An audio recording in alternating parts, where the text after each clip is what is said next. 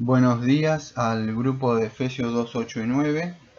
Y en el día de hoy vamos a tratar de culminar el capítulo número 11, del versículo 28 hasta el 36. Voy a lecturar. Así que en cuanto al Evangelio son enemigos por causa de vosotros, pero en cuanto a la elección son amados por causa de los padres, porque irrevocables son los dones y el llamamiento de Dios. Pues como vosotros también en otro tiempo eran desobedientes a Dios, pero ahora habéis alcanzado misericordia por la desobediencia de ellos, así también estos ahora han sido desobedientes para que por la misericordia concedida a vosotros, ellos también alcancen misericordia. Porque Dios sujetó a todos en desobediencia, para tener misericordia de todos. Oh profundidad de las riquezas, la sabiduría y de la ciencia de Dios, cuán insondables son sus juicios e inescrutables sus caminos, porque ¿quién entendió la mente del Señor? ¿O quién fue su consejero? ¿O quién le dio a él primero para que fuese recompensado? Porque de Él y por Él y para Él son todas las cosas. A Él sea la gloria por los siglos. Amén. Ese es el texto del día de hoy, que nos toca, a ver si podemos terminar. Y uniendo todo lo que veníamos hablando, entonces Pablo va a hacer una conclusión, podríamos decir, o resumir todo. Pablo está hablando que en cuanto al Evangelio, ellos son enemigos, por causa de nosotros, o sea, hablando de los gentiles en esa época. Pero en cuanto a la elección, ellos son amados por causas de los padres. Ahora lo vamos a explicar. Y él dice, ¿por qué sucede esto? Bueno, porque irrevocables son su misericordia, podríamos decir, o los dones y el llamamiento de Dios. Ahora vamos a explicar también eso. Porque así como en otro tiempo dice eran desobedientes a Dios, ahora han recibido misericordia. Bueno, ¿qué está diciendo en sencillas palabras todo lo que lecturamos ahí? Pablo está, cuando está hablando de estas personas que son enemigos y a la misma vez dice que son amados, están hablando del mismo pueblo de Israel, pero el Israel de Dios que se nombra, podríamos decir, en Gálatas 6:16, que después lo vamos a tocar. Pero en sí son la misma gente.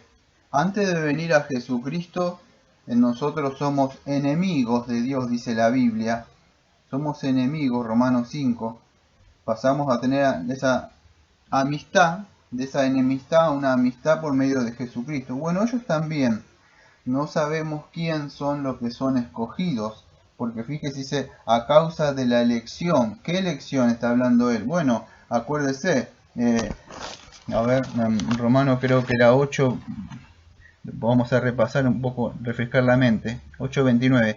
Porque a los que antes conoció también los predestinó para que fuesen hechos conforme a la imagen de su Hijo, para que él sea el primogénito de entre muchos hermanos. Y a los que predestinó, a estos también llamó, y a los que llamó, a estos también justificó, y a los que justificó, a estos también glorificó.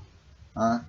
Entonces, a estas personas que está hablando Pablo, a estos son que en cuanto a la elección, estas personas que antes eran rebeldes, ahora y eran desobedientes, así como nosotros éramos desobedientes, ellos también. Ahora, ¿cuál es?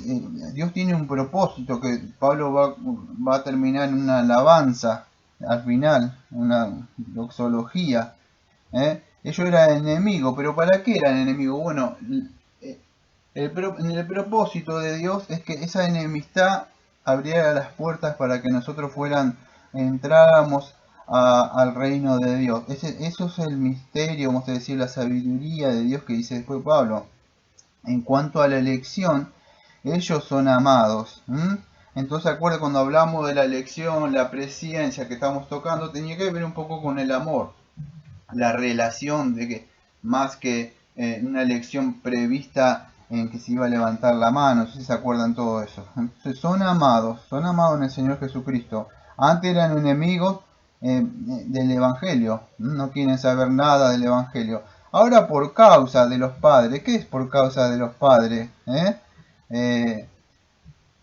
Es la promesa que Dios le hizo, ¿se acuerda? Que le hizo a Adán, que desde el principio en el protoevangelio, que iba a venir un Salvador, y así vamos a decir, con pasos adicionales se fue revelando cada vez más y más esa promesa.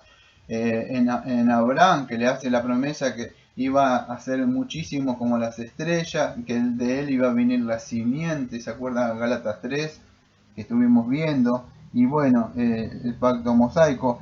Había una promesa a Jacob, a Isaac, a todos ellos y a Abraham, por causa de esa promesa, porque Dios no miente, Dios juramentó por él pactó por sí mismo, dio una promesa, no hallando a quien más alto que juramentó por él mismo, dice Hebreo. Le hizo una promesa, seré vuestro Dios y el de vuestra descendencia después de vosotros. Génesis 7:7 y otros textos más. Ahora porque irrevocables son y misericordiosos los dones y el llamamiento de Dios. A veces este texto se lo aplica para un ministro, para lo que sea, quieren sacarlo, pero en el contexto está hablando acá de Israel, está hablando de la promesa, esa es la aplicación correcta. Se está hablando, se refiere al llamamiento irrevocable de Dios. Dios no está, Él no va a cambiar, Él no está sujeto como una persona que promete algo o alguien y después cambia su parecer, no es así. Dios prometió y va a cumplir. Bueno, un sistema de interpretación, de escatología de las futuras, para que puedan entender lo que va a suceder en el futuro, en sencilla palabra, porque es más amplio. El dispensacionalismo, que hace una diferencia entre Israel y la iglesia, dice de que irrevocables son los dones. Entonces ellos vieron, acá está, Dios dio una promesa con Israel que los va a salvar, que son el pueblo escogido, y Dios nos va a sacar su promesa. Acá está el texto. Ese es el problema de sacar un texto fuera de contexto para justificar su pretexto, aislándolo de todo su contexto y de toda la Biblia, que tiene una unidad orgánica y temática y cristológica, podríamos decir. Entonces no podemos decir tiene un pueblo aparte, algo así, cuando la Biblia, es porque Pablo después lo dice, que en el 32 dice, porque Dios cerró a todo bajo prisión en desobediencia, para tener misericordia de Dios. Entonces ahí nomás ya tenemos algo que no entra con eso, y sin hablar si nos empleamos más todavía. Ahora, ¿de qué habla estos dones? Bueno, la promesa o el pacto que hizo Dios. Estos son los regenerados, o vamos a decirlo, aquellos que llama eficazmente Dios. El pueblo verdadero. En Gálatas capítulo 6, versículo 16 dice así: y a todos los que anden conforme a esta regla, paz y misericordia sea a ellos y al Israel de Dios. Ahora, si ustedes ven todo el contexto de Gálatas, no podría estar hablando de Israel de Dios, de los israelitas, vamos a decir, étnico, nación, porque si ustedes tuvieran toda la epístola, aquellos que están en el aula, estuvimos estudiando la epístola de los Gálatas y sabemos que no hablaba de todo el pueblo de Dios, porque muchos de ellos incluso crucificaron a Cristo, el verdadero pueblo de Dios, Gálatas 6:17, y al Israel de Dios. ¿Cuál es? Bueno, el Israel espiritual que estuvimos viendo. Con ese Israel espiritual, como vimos el pacto dicotómico de Abraham, a esos que le hizo la promesa, o a esos que iban a venir de la simiente, vamos a decir, podríamos decir la palabra simiente espiritual, que vendría de Isaac, no lo que venían vamos a decir, de la esclava, de Agar. No, de ella no, de Agar no, que iba a venir Ismael. Eso según la carne. ¿Se acuerdan Gálatas 4, la interpretación hermenéutica de Pablo? Bueno, los que venían de la promesa, ¿cómo? Bueno, aquellos que van a recibir por gracia, por medio de la fe, Dios le va a dar vida eterna. Aquellos que lo va a llamar eficazmente en ese pacto que Dios hizo, Dios no va a revocar su promesa hasta cuando todos entren de eso en un momento. Bueno, ahora son odiados muchos de los judíos. que no quieren saber, y algunos van a persistir. Estuvieron así, siguen así, y van a persistir y van a morir así sin creer. Pero entre ellos, algunos que nacen enemigos del Evangelio como nosotros, en un momento van a creer. Ese es el plan de Dios. ¿Cuál es el plan? Bueno, darle celos. Ese es el plan de Dios. Yo no puedo agregar nada a la palabra de Dios. Si me da tiempo voy a explicar un poco más. Pero porque Dios ha encerrado a todos a prisión, dice ahí. Bueno, ¿qué es esto? Que encerró todo, dice, porque irrevocables son los dones de Dios, el llamamiento de Dios. Pues nosotros en otro tiempo eran desobedientes, había alcanzado misericordia por la desobediencia de ellos. Entonces, ¿qué es lo que está diciendo acá? Porque Dios sujetó a todos en desobediencia para tener misericordia de todos. Con el tiempito que me queda, en Romanos capítulo 3, versículo 19 y 20 dice, porque sabemos que todo lo que la ley dice, lo dice a los que están bajo la ley, para que toda boca se cierre y todo el mundo quede bajo el juicio de Dios. Ya que por las obras de la ley ningún ser humano será justificado delante de él por medio de la ley, es el conocimiento del pecado. Y si vamos a Gálatas capítulo 3, versículo 19 en adelante, dice, entonces ¿para qué sirve la ley? Fue añadida a causa de las transgresiones hasta que viniese la simiente a quien fue hecha la promesa. Y fue ordenada por medio de ángeles de la mano de un mediador, y el mediador no los de uno, pero Dios es uno. Luego la ley es contraria a las promesas de Dios en ninguna manera, porque si la ley dada pudiera vivificar, la justicia fuera verdaderamente por la ley. Mas la escritura, escuche, lo encerró todo bajo pecado para que la promesa que es por la fe en Jesucristo fuese dada a los creyentes. Y bueno, 29 dice, si vosotros sois de Cristo, ciertamente linaje de Abraham soy, heredero según la promesa. Bueno, ¿qué está diciendo Pablo? Bueno, estas personas, o sea, los que, estas personas, los judíos, tanto los judíos como nosotros, nacimos pecadores, vamos a decir, nacimos presos bajo la ley, presos bajo la ley. ¿Para qué? Para que nosotros no nos pudiéramos jactar de nada, ¿eh? Primera de Corintios 4:7 dice, ¿por qué quién te distingue? ¿O qué tienes que no te Pablo dice como que no hayas recibido? Y si lo recibiste, ¿por qué te glorías como si lo hubieras recibido? Todo es por gracia, es por misericordia. Por eso que encerró a todo en prisión, todo desobediente, para tener misericordia de todos aquellos que Dios, de la plenitud, podríamos decir solamente, que Él quiere, tanto del Israel espiritual como de los gentiles que vienen en ese proceso de salvación, Dios. Y esto todo, vamos a decir, Pablo termina en una doxología, podríamos decir, Pablo termina en una alabanza que hace ahí hacia Dios. ¿Por qué? Porque esto es lo que tenemos que orar, tenemos que pedir. Muchos están orando por Israel, por Israel, por Israel. Y Dios tiene otro plan de salvación, no es como muchos creen. Nosotros no podemos cambiar, o yo por lo menos ir al púlpito y poner un pensamiento mío. No, yo tengo que decir, así dice el Señor en tal versículo, en tal texto. No puedo poner ni quitar. Pablo dice, ¿quién conoce la profundidad de la riqueza de la sabiduría? Fíjate, está nombrando atributos de Dios.